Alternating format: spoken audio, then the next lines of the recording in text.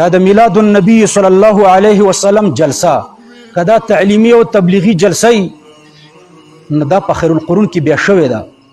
کدا تعلیمی او تبلیغی جلسه لکه عامه جلسه، عامه تعلیمی او تبلیغی جلسه، دا زمونږ تعلیمی او تبلیغی جلسه نه ده. د دستربندۍ تعلیمی او تبلیغی جلسه ده کنه. نور تعلیمی او تبلیغی جلسې خیر القرون کې شوي کنه. نبی علیه السلام تعلیم کړی دی صحابه ته او صحابه تعلم کولو، صحابه به راټول کړه بیا به ورته تعلیم کولو. ښځې هم راټولې کړي تعلیم یې ورته کړی دی. ښځو ته ویلې ورځ تاسو راټولې شئ چې زه تاسو ته دین وښیم. پیریان هم راټول کړي تعلیمي او تبلیغي جلسه یې ورته کړي. پیریانو ته هم تقریر کړی، انسانانو ته او ښځو ته هم. نو دا که تعلیمي او تبلیغي جلسه میلاد النبی صلی الله علیه وسلم، نو تعلیمي او تبلیغي جلسه نبی علیه السلام کړې ده. دا خو بیا بدعت نه دی، دا بیا په خیر القرون کې شوي دي. مفتی فرید صاحب همداسې لیکلي چې که تعلیمي او تبلیغي جلسه بیا پکې مشکل نشته. بیا ښه دا ده چې نوم ورته د میلاد النبي لګوي که د سیرت النبي لګوي، جایز دواړه دي. خو میلاد معنا داسې جلسه چې د ولادت حالات پکې بیانېږي. د ولادت حالات، ولادت د نبی علیه السلام په حالاتو کې جزئی شی دی، جزئی.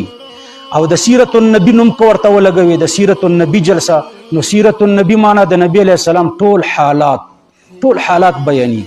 دا سیرت النبی دا عنوان کلی دی، د نبی علیه السلام ټول حالات. او میلاد النبی دا عنوان جزئی دی، یعنی یوازې د ولادت حالات. نو علماء دیوبند دا کلی عنوان خوښوي، دا د سیرت النبی عنوان خوښوي. دا د میلاد النبی عنوان جایز او عدم جواز نه، خو عنوان جزئی دی. جایز دی خو دا عنوان څه شی دی؟ جزئی.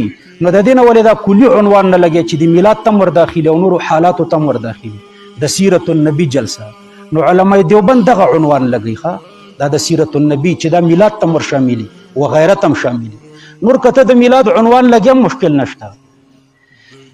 خو که تعلیمي او تبلیغي جلسه فقط، او که میلاد النبی د دې میاشتې عبادت ګڼي لکه بریلویان، صیفیان، گیلانیان، نقیبیان، دا د دې میاشتې عبادت ګڼي. دا د دې میاشتې عبادت دی. دوی وایي که نه وایي زه تخصیص باندې مناظرې ته تیار یم. تخصیص باندې څه ته تیار یم؟ مناظرې ته. خو د دې میاشتې عبادت یې ګڼي که نه، یعنی دا د دې میاشتې عبادت دی. نو په دې میاشت کې دا عبادت په خیر القرون کې نه و. په دې میاشت کې دا عبادت په خیر القرون کې نه و. داعی موجود و، ته چې د عشق دعوه کې ستا عشق ډیر دی، که د صحابه و د خیر القرون، که د محبت دعوه کې محبت هلته ډیر و، که د تعظیم دعوه کې تعظیم هلته ډیر و. محبت، عشق، تعظیم، احترام دا ټول هلته ډیر و. نو که دغه هر یو ته ورته علت ګرځوي، دا علت هلته ډیر و، باعث هلته ډیر و، باعث موجود و او مانع نه موجود، بیا هم چا نه ده کړي، نو دا بیا بدعت دی. پوه شوئ؟